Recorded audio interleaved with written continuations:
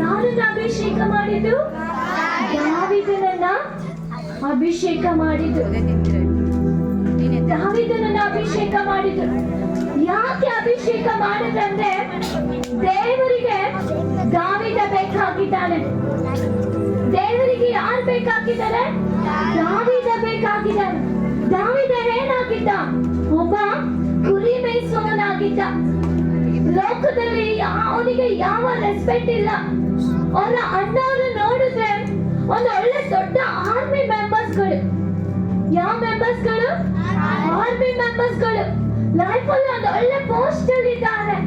ಅವರ ತಂದೆಗೆ ಒಂದು ರೀತಿಯಲ್ಲಿ ಪ್ರೌಡ್. ನನ್ನ ಮಕ್ಕಳು ಆರ್ಮಿಯಲ್ಲಿದ್ದಾರಪ್ಪ ಎಂಬುದಾಗಿ 7 ಜನ ಒಂದು ಬಲಶಾಲಿಗಳು ಹೇಳಿಕೊಳ್ಳುವಂತ ಕೆಲಸದಲ್ಲಿದ್ದಾರೆ. ಮತ್ತೆ ದಾವೀದ ಕುರಿ ಮೇಯಿಸ್ತಾ ಇದ್ದಾನೆ. ಬಟ್ ದಾವೀದ ಹೃದಯದಲ್ಲಿ ಯೇಸು ಸ್ವಾಮಿಯನ್ನ ತುಂಬಾ ಹತ್ರಕ್ಕೆ ಕರೆದುಕೊಂಡ. ತುಂಬಾ ಹತ್ರವಾಗಿದ್ದ. ಯಾವಾಗಲೂ ದೇವರನ್ನ ಆರಾಧಿಸ್ತಾ ಇದ್ದ, ಪ್ರೀತಿಸ್ತಾ ಇದ್ದ. ಆ ಕುರಿಗಳನ್ನ ತುಂಬಾ ಕೇರ್ಫುಲ್ ಆಗಿ ಪ್ರೊಟೆಕ್ಟ್ ಮಾಡ್ತಾ ಇದ್ದ. ತುಂಬಾ ಕೇರ್ಫುಲ್ ಆಗಿ, ತುಂಬಾ ಹುಷಾರಾಗಿ ಅದೇ ಏನ್ ಮಾಡ್ತಿದ್ದ ಅಂದ್ರೆ ಸೇವ್ ಮಾಡ್ತಾ ಇದ್ದ. ಕರಡಿಗಳು ಬಂದಾಗ, ನರಿಗಳು, ತೋಳಗಳು ಬಂದಾಗ ಎಲ್ಲವನ್ನು ತಪ್ಪಿಸಿ ದಾವೀದ ಕಾಪಾಡ್ತಾ ಇದ್ದ. ಆ ಕುರಿಗಳನ್ನ ಕಾಪಾಡ್ತಾ ಇದ್ದ. ದೇವರು ಅದನ್ನ ನೋಡಿ, ಈ ನನ್ನ ಮಗ ಈ ಚಿಕ್ಕ ವಯಸ್ಸಿನಲ್ಲೇ ನನ್ನಲ್ಲಿ ಭಯಭಕ್ತಿ ಉಳ್ಳವನಾಗಿದ್ದನಲ್ಲ ಎಂಬುದಾಗಿ ಹೇಳಿ ದೇವರು ದಾವೀದನನ್ನ ಚೂಸ್ ಮಾಡಿಕೊಳ್ಳುವುದು ಮಾತ್ರವಲ್ಲ, ದೇವರು ಚಿಕ್ಕ ಹುಡುಗನಾಗಿದ್ದಂತ ದಾವೀದನ ಮೇಲೆ ಅಭಿಷೇಕವನ್ನು ಕೊಟ್ಟು ಆತನನ್ನ ಒಂದು ರಾಜನಾಗಿ ಮಾರ್ಪಡಿಸಿದ.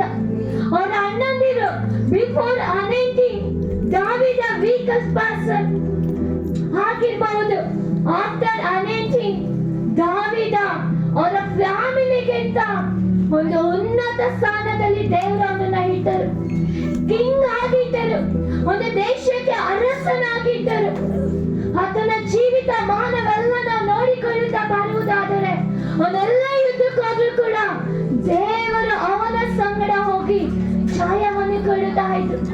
ನಾವು ಇದೆಲ್ಲ ಒಂದು ವಾರ ನಮ್ಮ ಫೋಕಸ್ ಇದೇ ಆಗಿತ್ತು.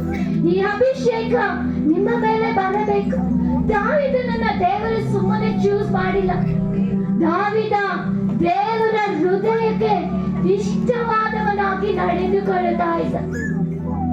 ಇವತ್ತು ನಾವು ನಮ್ಮ ಲೈಫಿನಲ್ಲಿ ಈ ದಿನದ ಈ ಕೊನೆಯ ಕ್ಯಾಂಪಿನಲ್ಲಿ ನಾವು ಡಿಸೈಡ್ ಮಾಡಬೇಕು, ಏಸಪ್ಪ ಇವತ್ತು ನಾನು ನಿನ್ನ ಹೃದಯಕ್ಕೆ ಇಷ್ಟ ಆಗುವ ಹಾಗೆ ನನ್ನ ಜೀವಿತದಲ್ಲಿ ನಡೆದುಕೊಳ್ಳುವಂತ ಕೃಪೆಯನ್ನು ನನ್ನ ಮೇಲೆ ಕೊಡು ಎಂಬುದಾಗಿ ನಾವು ಏನ್ ಮಾಡ್ಬೇಕಂದ್ರೆ ಇವತ್ತು ಕೇಳಿಕೊಳ್ಬೇಕು. ಓಕೆ,